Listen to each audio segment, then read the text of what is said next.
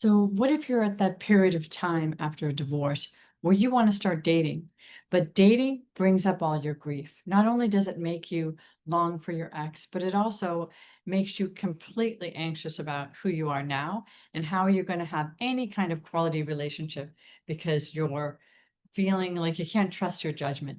So, this is a really tentative period of time, and it's really important to remember that this is a skill set time, that being really good at relationships is a skill that you can develop. So if you felt like you didn't have a really good marriage, or you lack some skills in your marriage because you got married really young, then this is the time to gain those skills. Do some introspection. So I run a group for people who are really working on how are they going to move forward, create a plan, see what's comfortable, start experimenting with what kind of partnership they could imagine themselves being in. Now, not everybody's going to go into a partnership.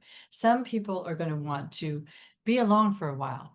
So, part of being alone is really identifying, enjoying, and figuring out how to be alone.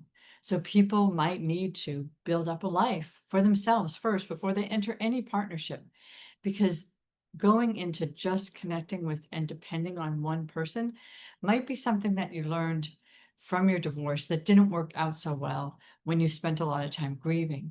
So build up your life before you add someone else to it. That's a great idea. People do it all different ways, and hearing how people do this process of dating, recovering, building up your life, recreating your community, it's really interesting to hear other people do that, because some of the thoughts that you'll hear in our group are ones you've never thought about. So take some time to listen and develop skills.